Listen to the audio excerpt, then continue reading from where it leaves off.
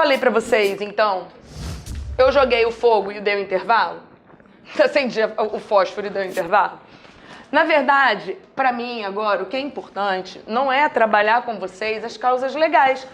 Até porque as causas legais são causas nas quais você encontra previsão na lei, né? E elas acabam sendo simples.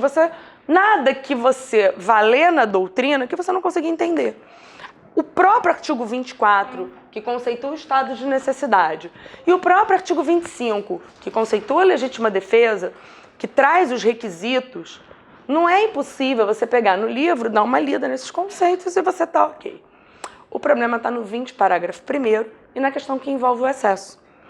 Quem é o 20, parágrafo 1º? A gente vai estar diante, no artigo 20, parágrafo 1º, justamente de um problema muito sério, porque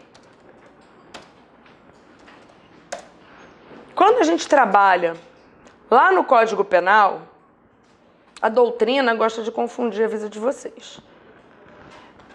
Então, o 20, parágrafo 1º, vai trazer as famosas discriminantes putativas. E as discriminantes putativas, elas têm que ser entendidas de uma forma meio que subdividida. Quando a gente estuda conduta,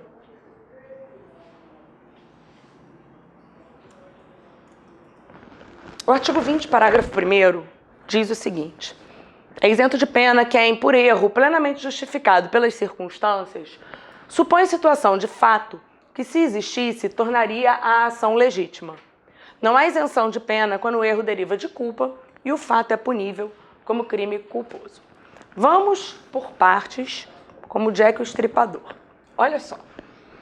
O artigo 20, parágrafo 1º, ele vai trazer pra gente o erro de tipo permissivo,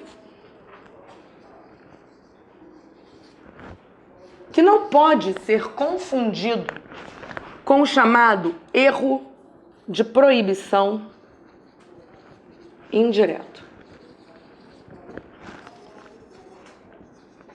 Então, a gente vai ter o erro de tipo permissivo, que não pode ser confundido com o erro de proibição indireto. Antes de mais nada, quem é erro de tipo e quem é erro de proibição? E no âmbito também do estudo do direito penal, a gente tem que lembrar da figura do excesso. Então, quando a gente trabalha com as excludentes de ilicitude, a gente precisa lembrar que o excesso é punível. E quando a gente estuda excesso, normalmente os exemplos recaem no excesso na legítima defesa. Só que é importante você saber que toda excludente comporta excesso. Então, o 23 do Código Penal, parágrafo único, quando traz o excesso, e quando ele menciona que o excesso é punível não só para a legítima defesa. Então, a gente vai analisar, em primeiro lugar, o quê? Conceito de erro de tipo, conceito de erro de proibição, para a gente poder entender as discriminantes do 20, parágrafo 1º. O erro de tipo essencial, que vai ser aquele que a gente vai analisar agora, é aquele que vai recair sobre as elementares do tipo penal. Então, ele recai sobre as elementares do tipo. O que é uma elementar? Elementar é tudo aquilo que, se eu suprimir do tipo penal, ou vira um crime diferente, ou deixa de existir como crime. Então, a gente vai ter o erro de tipo essencial, quando ele recair sobre as elementares de um tipo penal. E elementar vai ser tudo aquilo que, se eu suprimir do tipo penal, ou vai virar um crime diferente, ou vai deixar de existir como crime. Tá bem? Então, quando eu falo do erro de tipo essencial, a consequência dele é excluir o dolo. mas permite a punição por crime culposo se estiver na lei.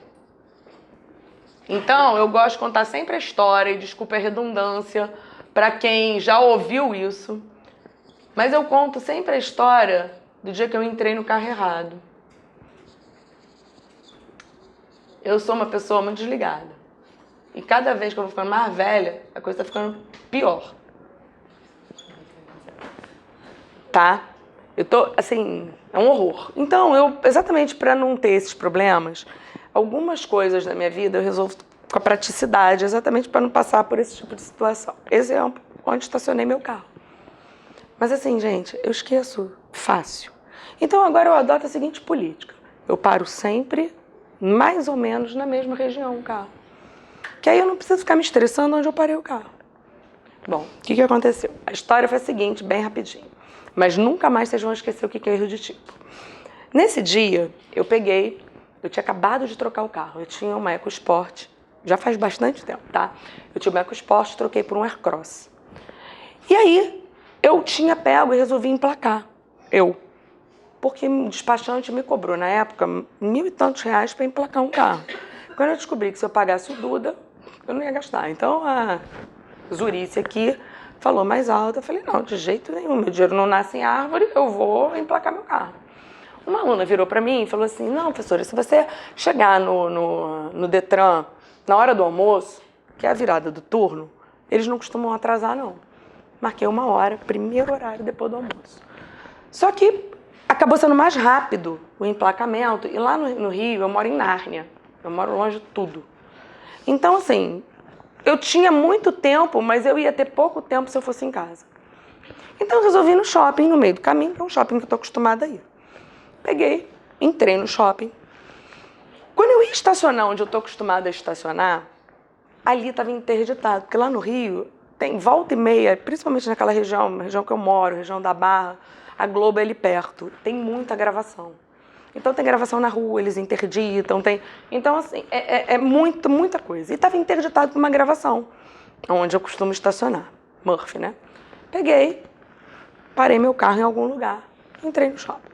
Entrei no shopping, liguei para uma amiga minha que trabalha ali perto, vamos almoçar, não sei o quê. Deu 12:30, eu falei assim, bom, tenho meia hora, e assim, o Detran é muito perto. Tenho meia hora, vou sair, vou lá, chego lá antes, 1 hora, 2 horas no máximo eu tô liberada. Beleza. Saí por onde eu tô acostumada a sair. Fui andando, acionei a chave, entrei no carro, botei o cinto de segurança. Aí eu olhei, na época era aquela caixinha de passe expresso. Agora é um adesivo, né? Mas antes era uma caixinha. E eu tirava a caixinha, e eu tinha tirado a caixinha, lógico, eu tinha trocado de carro, precisava tirar a caixinha e levar para outro carro. Botei a caixinha no porta-luva. Aí eu falei, e a caixinha do estacionamento? Gente, eu abri o porta-luva. Quando eu abri o porta-luva, não era o meu carro. O que aconteceu? A pessoa mais desligada da vida esqueceu que trocou de carro. E aí, eu entrei no EcoSport. Ah, como é que abriu o carro do Aircross? Gente, Murphy, né? Olha só. Claro que aquele carro devia estar aberto. Era exatamente da cor do meu carro antigo. Aí o professor de Direito Penal faz todas as capitulações da vida, em segundos. Naquele momento eu estava assim, o furto se consuma com a inversão, mesmo que momentânea da posse do bem. Se o dono do carro sai e me vê dentro do carro, eu consumei o crime de furto, meu Deus do céu. Eu acho que eu nunca fui tão rápida na minha vida. Eu fechei o porta-luva, eu saí abaixada. Então imagina a cena, aquela pessoa saindo assim, aí eu fui me abaixando, engatinhando, bati a porta do carro, fiquei em pé, falei, bonito. Cadê meu carro? Tinha noção de onde eu tinha estacionado meu carro. Tá? Não tinha noção. Vamos falar do erro, para vocês entenderem. E depois só vou dizer para vocês que eu consegui emplacar meu carro. Consegui. Às 6 horas da tarde eu estava chegando em casa. Porque aí eu tive que entrar no carrinho de golfe para poder achar meu carro, porque era Barra Shopping. E o Barra Shopping é um dos maiores shoppings, parece que da América Latina. E o Barra Shopping é gigante mesmo, pra vocês terem uma noção. Eu tenho tanta preguiça do Barra Shopping que eu evito de ir lá. E quando eu vou, se eu tenho que ir de um extremo a outro, eu pego o carro e troco quando eu tô com pressa, porque é muito grande o Barra Shopping. E aí, eu entrei no carrinho, quando o cara virou pra mim e falou assim, não, tudo bem, mas qual é a placa do carro? Que eu tava indo fazer. O carro não tinha placa. Então ele fez o favor de, com aquele carrinho, entrando em cada fileira do estacionamento, pra eu ir acionando até achar meu carro. E claro que foi um dos últimos lugares em que ele entrou com o carro. Gente, eu não conseguia lembrar. Repara, se o indivíduo olhasse para mim, o erro de tipo exclui o dolo.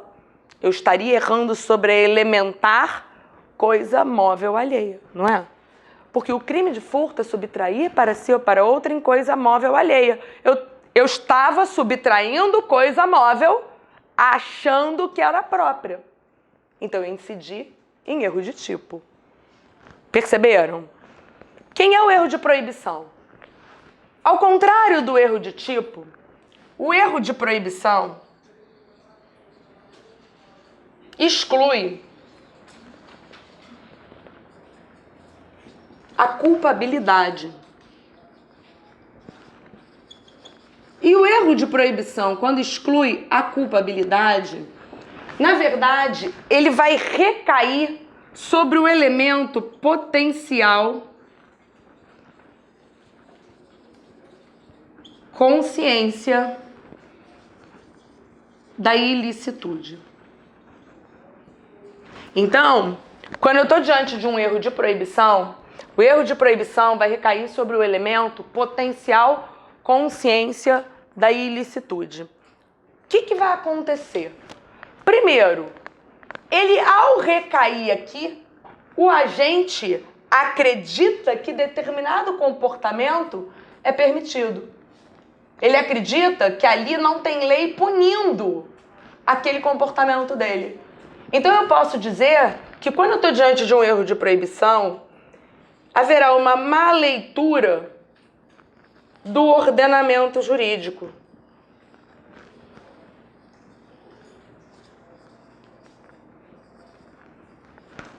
Porque o desconhecimento da lei é inexcusável. Mas quando você faz uma má leitura do ordenamento jurídico, você vai recair em erro de proibição. E vamos combinar um negócio. A gente tem quase 14 mil leis hoje. Ouviram o número?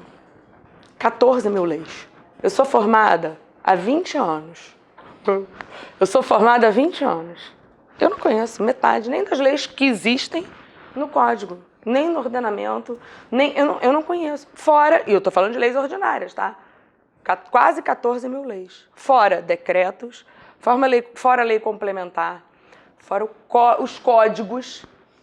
Então, é claro que é humanamente impossível você saber que determinadas condutas são proibidas. Eu não sei se eu já falei para vocês. Vocês sabiam que existe um crime chamado arremesso de projétil? Tchau, tchau. E adivinha onde ele está? Código Penal. Existe um crime que se chama arremesso de projétil. E ele está no Código Penal. Que crime é esse? Arremessar projétil em transporte em movimento pela terra, pela água, pelo ar. Então, se eu jogar uma pedra num ônibus, eu não cometo crime de dano. Se eu jogo a pedra no ônibus da rua, o meu crime se chama arremesso de projétil. Na boa, honestamente, quem sabia disso? Silêncio na plateia. Por quê? Eu tô falando com um monte de advogado aqui. Tô falando com a galera que conhece. Se você, como advogado, não sabia que existia um crime de arremesso de projétil, imagina o seu Manel da padaria, analfabeto, que acorda todo dia às 4 da manhã para ir pro trabalho e volta. Complicado. Então, na verdade, você pode entender que o erro de proibição vai ser realmente uma má leitura do ordenamento jurídico. Ou seja, ele não conhece o ordenamento jurídico em si. Você vai ter aqui, no que diz respeito ao erro de proibição, uma excludente de culpabilidade. Cuidado com a pegadinha. Se aquilo dali for excusável, exclui a culpabilidade. O erro de proibição, se for excusável, o que é excusável? Desculpável. qualquer pessoa naquela situação erraria também. É excusável, exclui a culpabilidade. Se aquilo dali for inexcusável, aqui pega. É uma causa de diminuição de pena.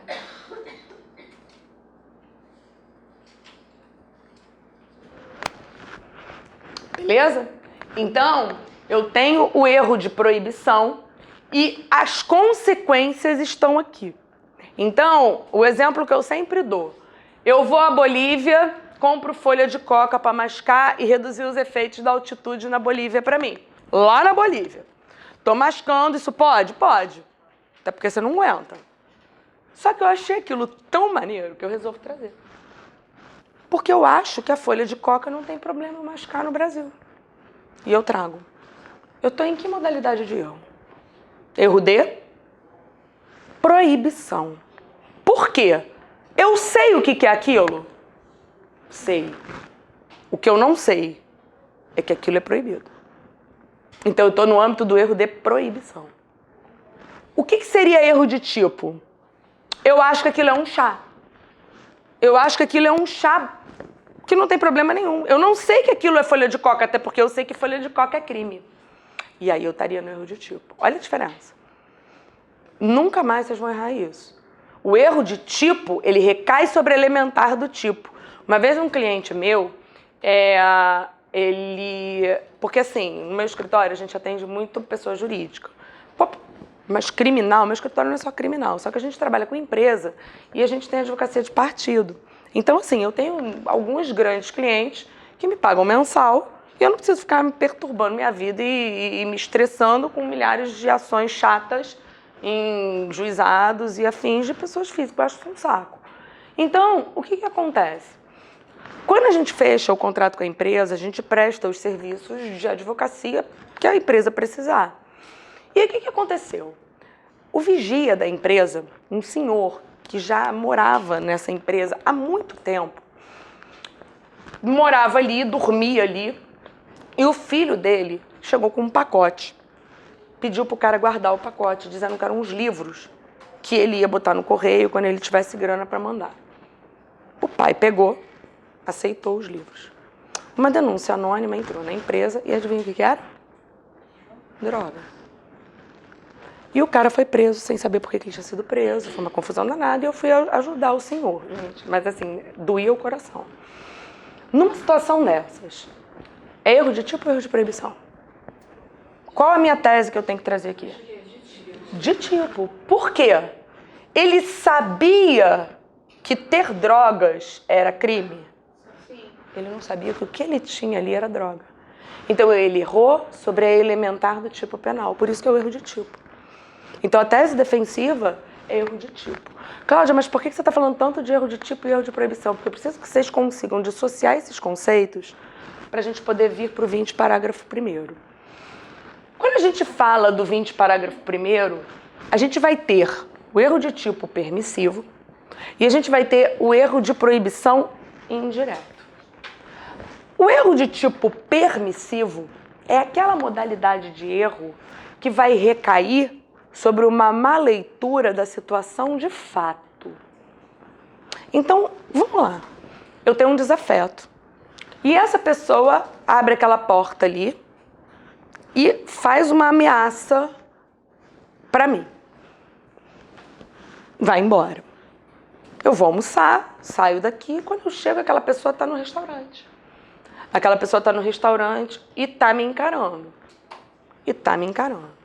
Só que eu tô desesperada para ir ao banheiro.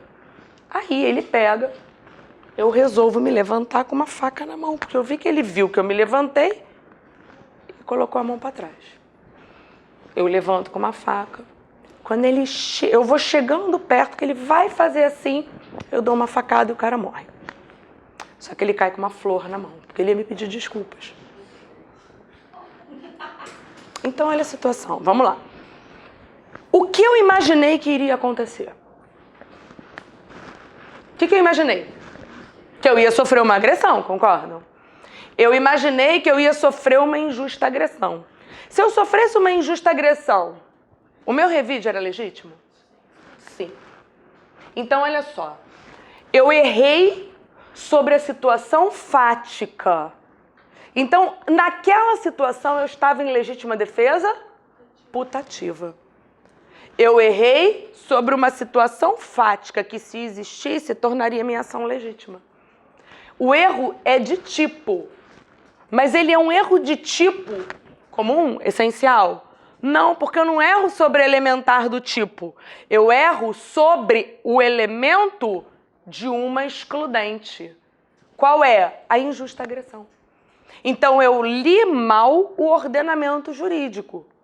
Repara, eu li mal a situação fática. Repara, eu ali, se o cara viesse me agredir, a minha ação seria legítima? Seria, eu agiria em legítima defesa. Mas ali estava só na minha cabeça. E o que é putativa? Não é aquela senhora em atividade. Putativo é algo que está na cabeça do indivíduo. Tá? Então, quando a gente fala em putativo, putativo é o que está na cabeça do indivíduo. Então, aquela injusta agressão estava na minha cabeça. Por isso que é legítima defesa putativa. Então, eu estou no âmbito do 20, parágrafo 1º. É erro de tipo permissivo. Então, qualquer erro sobre a situação fática no que diz respeito a uma excludente é erro de tipo permissivo. Como é que você faz? Você joga o nome legítima defesa putativa, estado de necessidade putativo, estrito cumprimento do dever legal putativo. Todas elas comportam a putatividade. Por quê? Porque putativo é algo que está na tua cabeça. É algo que, se existisse, tornaria a sua ação legítima. Tranquilo? Qual é a consequência? Igual do erro de tipo. Exclui o dolo, mas permite a punição por crime culposo, se previsto em lei. O erro de proibição indireto, então aqui, no erro de tipo permissivo, o agente erra sobre a situação fática.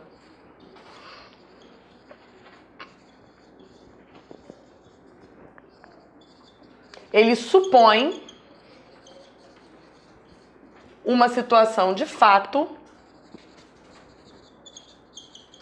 que, se existisse, tornaria a ação legítima.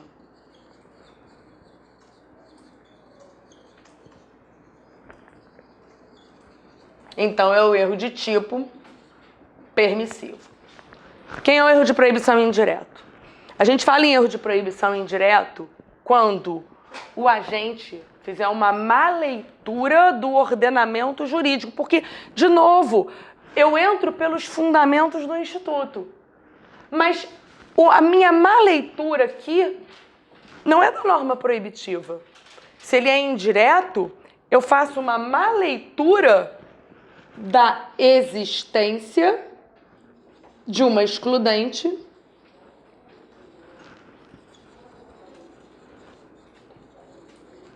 ou sobre os limites da excludente.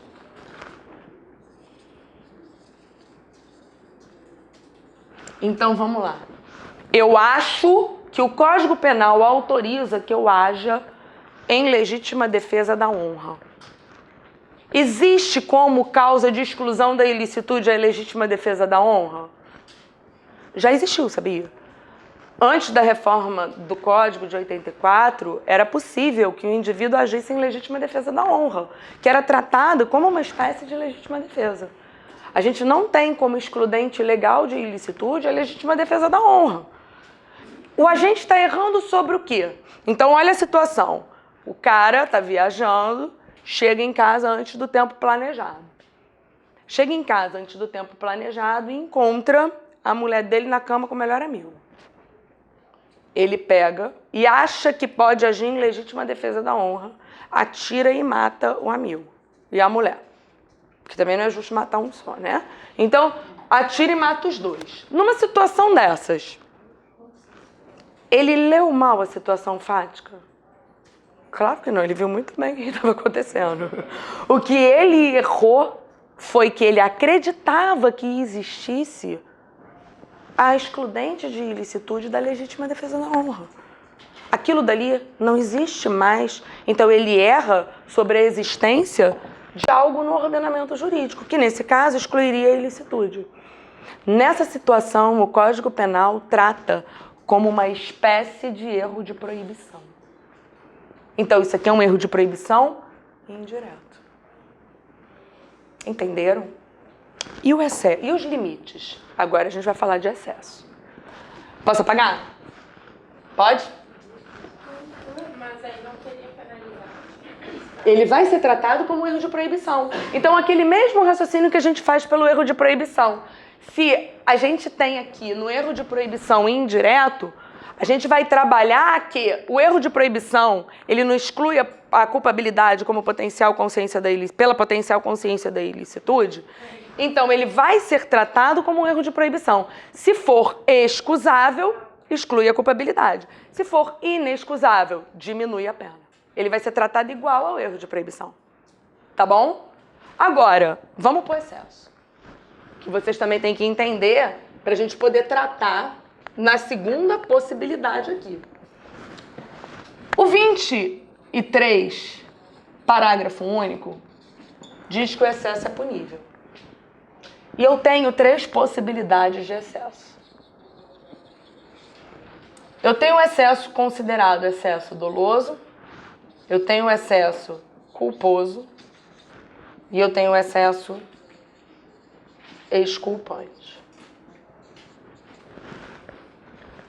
Quando eu falo de excesso doloso, o agente vai até o fim.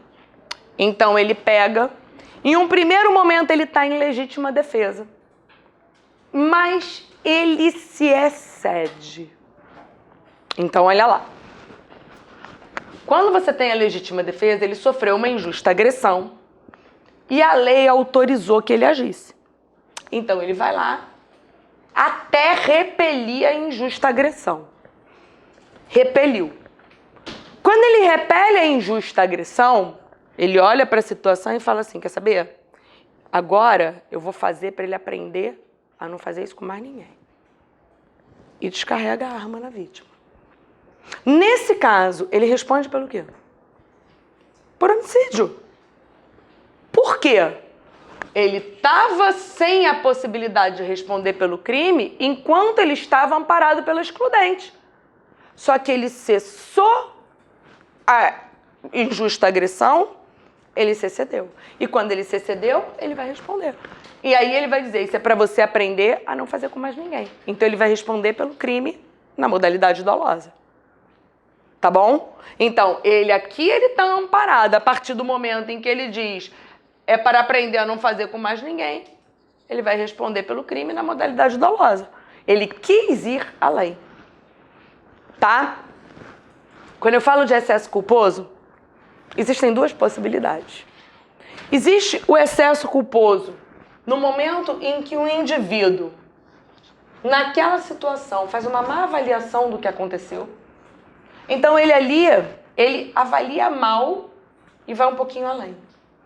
Nesse caso, é a famosa culpa imprópria. Ou seja, ele naquela situação, ele avaliou mal a situação, ele achava que naquela circunstância, ele simplesmente ainda estava numa situação de legítima defesa. Repara, ele ainda está na situação fática. Então, se ele ainda está na situação fática, eu não estou podendo falar de erro de proibição indireto, porque ele ainda está na situação fática. E aí ele acaba produzindo ali a modalidade culposa do crime. Então, ele não observa os cuidados e aí ele vai responder a título de culpa. Aonde eu estou? Ainda analisando a culpa imprópria. Mas essa modalidade de excesso culposo pode acontecer quando o agente acredita que pode ir até o fim. Então, olha onde ele está errando. Ele esquece que na excludente existe a necessidade de você observar a proporcionalidade. Existe a necessidade de você observar que naquela situação você tem um limite na excludente. Então, a partir do momento em que, no excesso culposo, ele acredita que pode ir até o fim, aonde eu tô? Ele tá lendo mal o quê? O ordenamento na excludente. Então, olha onde eu tô. Porque olha o que diz, por exemplo, a legítima defesa. Atua em legítima defesa quem repele injusta agressão, atual ou iminente, a direito próprio ou alheio, usando dos meios necessários com moderação. Ele acha que ele pode repelir injusta agressão e acabou. O que ele está fazendo? Uma má leitura do ordenamento jurídico. Então, eu estou no âmbito de um erro de proibição indireto. Nesse caso, a gente erra sobre os limites da excludente. O que vai acontecer? Qual é a consequência? Se é erro de proibição, exclui a culpabilidade. Se for inexcusável, diminui a pena. E quem é o exculpante? O excesso exculpante é aquele em que o agente se excede por medo. Ele fica tão cego com relação ao que está acontecendo que ele se excede porque ele está apavorado. Ele não consegue dimensionar aquilo que está acontecendo. Aqui, ele também vai agir como excludente de culpabilidade, mas vai incidir sobre o elemento exigibilidade de conduta diversa. Então, aqui vai incidir sobre o elemento exigibilidade de conduta diversa. Se é excludente de culpabilidade, eu vou trabalhar lá num terceiro momento. Ele é uma causa supralegal de excludente de culpabilidade. Então, repara, no momento em que eu ensinei isso para vocês, eu só estou mostrando a teoria que foi adotada pelo Código Penal. A teoria adotada pelo Código Penal no que diz respeito às discriminantes putativas é a chamada teoria limitada da culpabilidade. Por quê? Quando eu falo teoria limitada da culpabilidade, significa dizer que se eu estiver diante de uma modalidade de erro de discriminante putativa que vai incidir sobre a circunstância fática, ela vai receber o tratamento de erro de tipo. Se eu vou ter uma discriminante que vier a incidir sobre a existência de uma excludente ou sobre os limites da excludente, eu vou tratar como uma excludente de culpabilidade. Então, eu trabalho na esfera do erro de proibição. Tá? Olha, isso aqui, eles confundem a beça a você. Por quê? Porque eles embananam quando eles colocam o excusável do inexcusável. Então, quando na prova, o que você tem que fazer? E é a dica que eu dou para todo mundo que vai fazer questão de múltipla escolha. Antes de você ler as assertivas, capitula o que você acha. Porque você já elimina os absurdos. Então, de cara, você já elimina o absurdo. E aí, o que você faz? A primeira coisa que você vai fazer vai ser identificar se aquilo é erro de tipo ou se aquilo é erro de proibição. Se você identificar que é erro de tipo, você sabe que o erro de tipo, seja ele direto ou indireto, ele vai recair sobre o dolo. Se você estiver diante de um erro de proibição, você sabe que o erro de proibição, seja ele direto ou indireto, recai sobre a culpabilidade. E aí você sabe o seguinte, se o erro de tipo, ele recai sobre o dolo, mas vai permitir a punição por culpa. E o erro de proibição é diminuição de pena. Gente, eu já vi tanto concurso cobrando isso e tanta gente errando, porque todo mundo entende que o excusável, ele exclui a culpabilidade, ok. Mas o inexcusável a galera bota para responder por culpa. Eu não sei por quê. Tá? Então, apenas memorize aqui. E a teoria adotada pelo Código é a teoria limitada da culpabilidade. Quem disse? A exposição de motivos do Código Penal.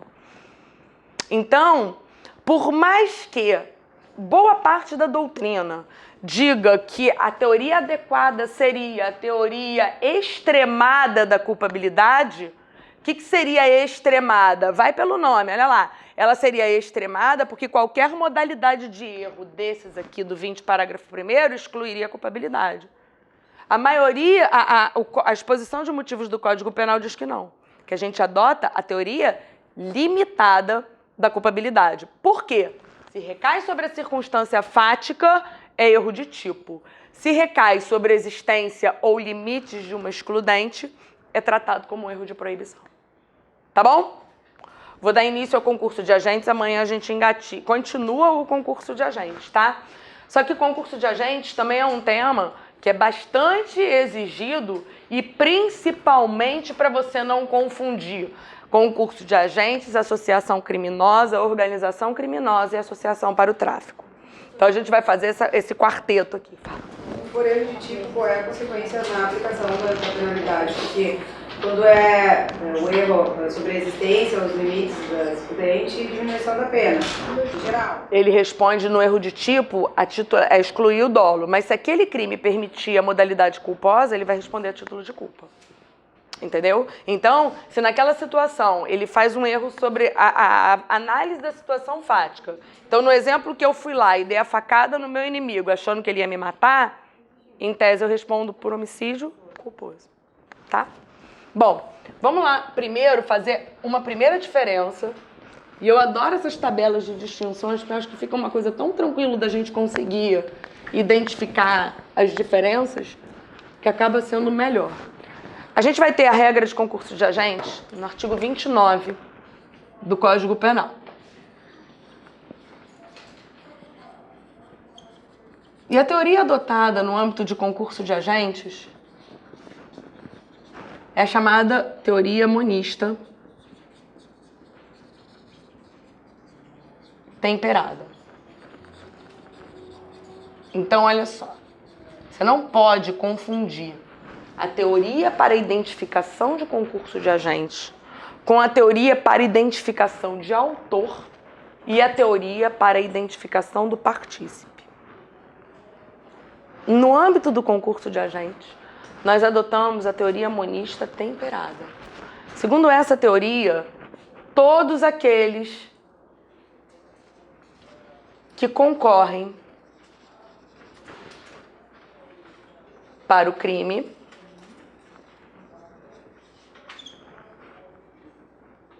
incidem nas penas a ele cominadas na medida de sua culpabilidade.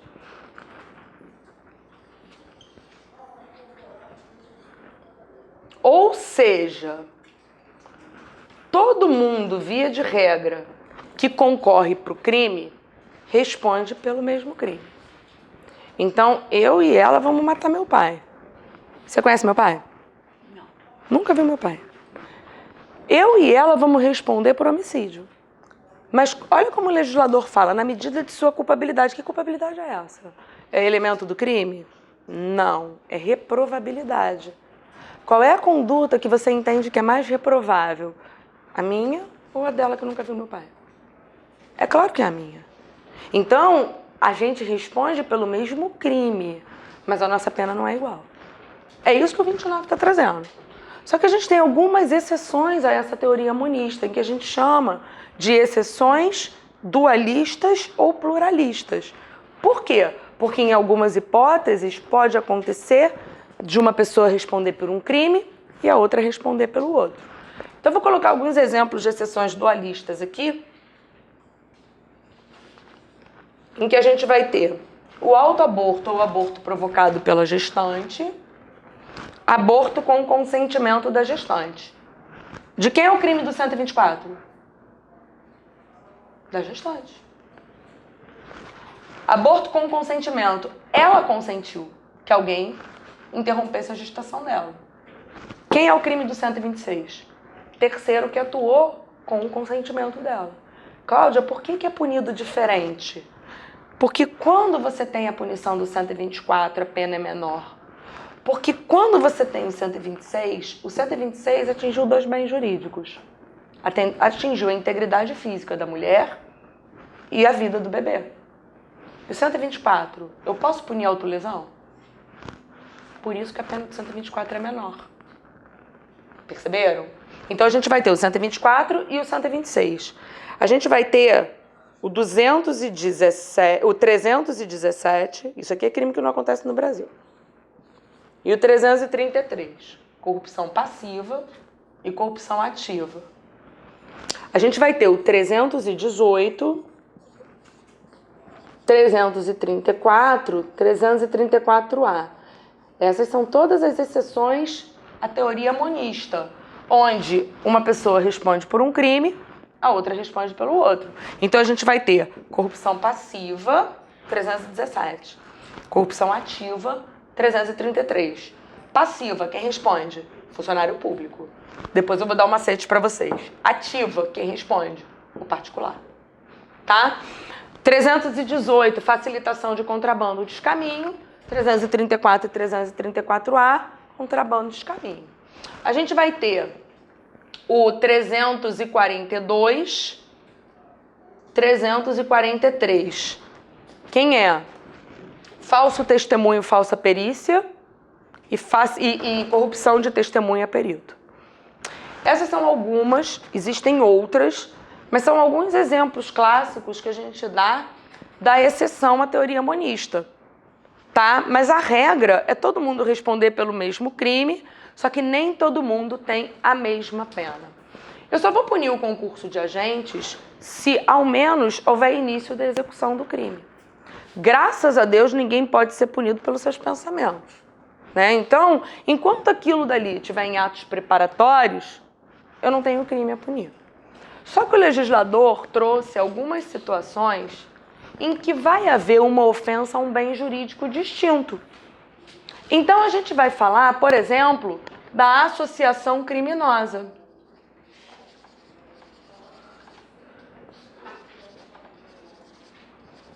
Na associação criminosa, que é o crime do artigo 288 do Código Penal, o 288 traz associarem-se 3 ou mais pessoas com o fim de cometerem crimes. Vamos por partes. Primeiro, quantas pessoas para ter concurso de agentes eu preciso? Pelo menos 2. Essas pessoas, elas têm uma associação estável e permanente? Não precisa. Basta para eu reconhecer o concurso de agentes que eu encontre adesão de vontades. E aí eu já estou engatilhando para amanhã. E divisão de tarefas. Então, basta para eu identificar no concurso de agentes adesão de vontades e divisão de tarefas. Basta isso. Quando a gente fala da associação criminosa, eu tenho um crime contra a paz pública. Se eu tenho um crime contra a paz pública, eu vou trazer aqui um bem jurídico sendo violado no momento em que eu venha encontrar uma associação de 3 ou mais pessoas de forma estável e permanente com o fim de cometerem crimes.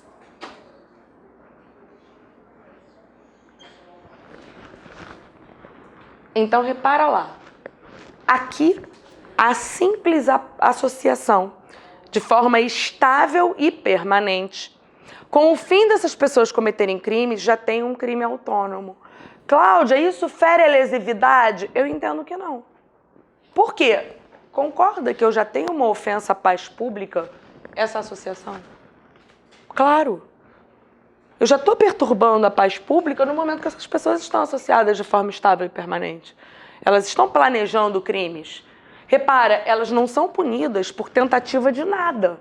Elas são punidas pela associação criminosa. Porque esse planejamento já traz ofensa à paz pública. Eu não posso confundir com a famosa organização criminosa. A organização criminosa tem o seu conceito na Lei 12.850. A Lei 12.850, eu brinco que é uma lei que tem que ser lida e relida.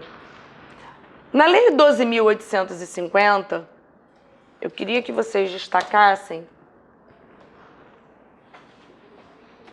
os requisitos para eu reconhecer a organização criminosa. Por quê? Primeiro, a organização criminosa traz a necessidade de eu caracterizar, pelo menos, ódio define. Eu não quero comprar tênis. Traz a necessidade para que eu possa caracterizar a organização criminosa o quê? Pelo menos 4 pessoas. Olha lá. Então, quem tiver com a lei aí, primeiro requisito para eu caracterizar a organização criminosa é a identificação de pelo menos 4 pessoas.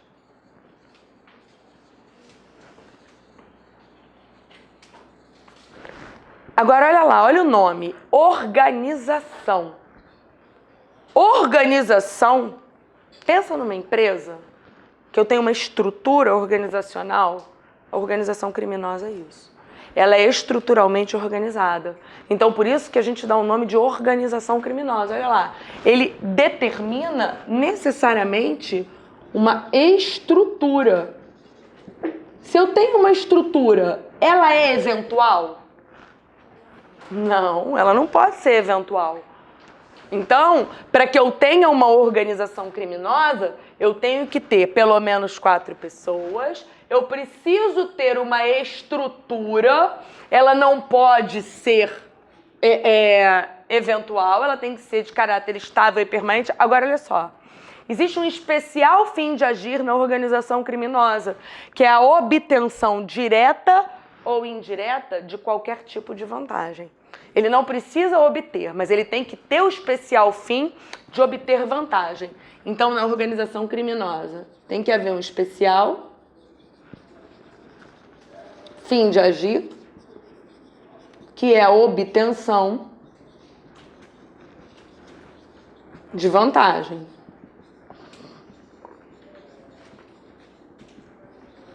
Vantagem patrimonial? Qualquer vantagem. A lei deixa claro isso. Para qualquer crime? Não. Os crimes têm que ter penas máximas superiores a 4 anos. Então, não é para qualquer crime que eu tenho aqui... Então, eles vão ter que cometer infrações cujas penas máximas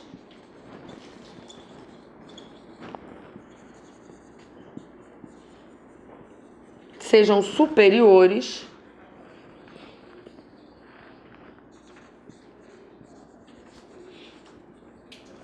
a 4 anos. Beleza? Então, olha só. É coisa de maluco isso, né? Quando a gente olha, a gente está falando tudo de um monte de gente cometendo crime e cada um tem o seu conceito diferente. Presta atenção nessa etapa que vocês estão fazendo, porque a banca de vocês já foi um momento de pedir muita leitura de lei. Hoje, a coisa não funciona mais muito assim, não. Tá? Só que é importante você estar sempre com a lei na mão e olhar essas distinções. Por quê? Porque se eu falo que o indivíduo, eu tenho pelo menos uma associação eventual de 4 pessoas e coloco todos os requisitos da associação criminosa, da organização criminosa, eu tenho organização? Não, porque ela é eventual. Se aquelas pessoas se uniram uma única vez e eu preencho todos aqueles requisitos ali, eu não tenho organização criminosa. Porque eu tenho que ter uma estrutura organizacional. Você erra o detalhe. Você não pode errar o detalhe. O detalhe é onde separa o joio do trigo. Por quê? Porque tem muita gente estudando pra caramba também. Só que tem muita gente que tá querendo cantar e não tá querendo trabalhar. E aí, gente, eu falo mesmo, sabe? Porque eu não concordo.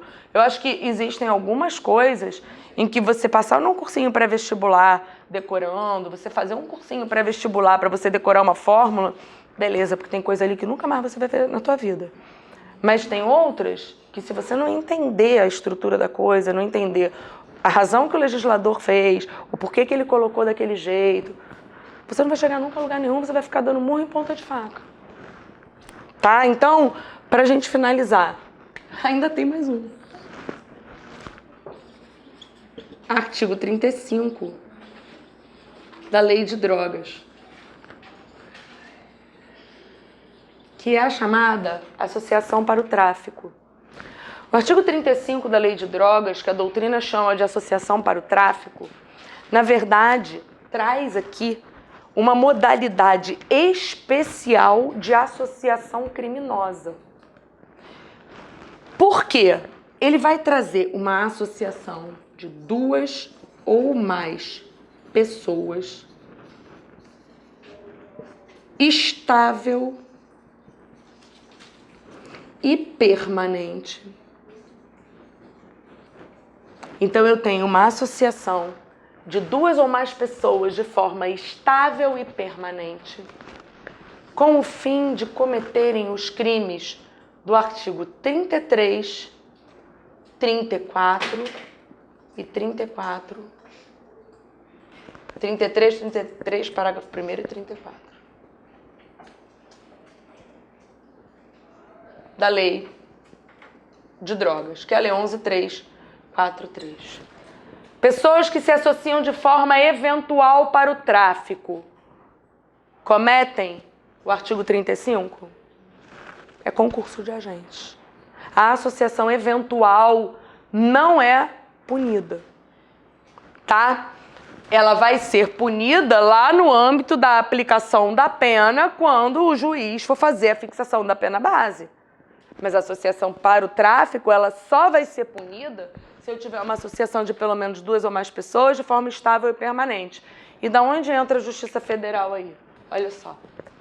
Artigo 40, quando eu tenho a transnacionalidade da droga. Primeiro, para que eu tenha a transnacionalidade da droga, para identificar aqui, transnacionalidade de direitos humanos, para identificar a transnacionalidade da droga, eu não preciso transpor a droga. Ou seja, eu não preciso atravessar fronteiras para a transnacionalidade da droga. É o 40, inciso 1, que é uma causa de aumento de pena. Aqui, a transnacionalidade do delito de tráfico, ela vai bastar que eu comprove a finalidade de ser transnacional o delito, tá? Então, é muito difícil você reconhecer isso daí sendo cometido por uma pessoa só. Quando você tem uma transnacionalidade de um delito de drogas, é muito difícil a pessoa agir sozinha. Ela não vai agir sozinha. Então, você vai ter, sim, a necessidade de identificar se ali vai ter o 35 junto ou se vai ser um concurso de agentes. Ou até mesmo uma organização criminosa. Tudo vai pelos requisitos. Cláudia, na hipótese, eu tenho a transnacionalidade da droga como causa de aumento. Não é bis in idem? Porque o 33 da Lei de Drogas fala em importar droga ou exportar. Não seria bis in idem? A jurisprudência entende que não. Por quê? Porque o artigo 33 traz um tipo misto alternativo ou de ação múltipla. No tipo misto alternativo, ele vai trazer várias condutas ali, não é? Dentre elas, ele traz trazer consigo. Então, o cara que vai exportar ou importar, provavelmente ele trouxe a droga consigo, ele vendeu. Então, você captura a conduta dele num desses tipos alternativos e faz incidir a transnacionalidade. Com isso, a jurisprudência entendeu não haver bis in idem. Atenção a isso, eu tenho quase certeza que isso é uma súmula do TRF4. Tá bom? Amanhã a gente continua com o curso de agentes e vai pegar o tópico seguinte, tá? Mas essas distinções aqui elas são essenciais para vocês, tá?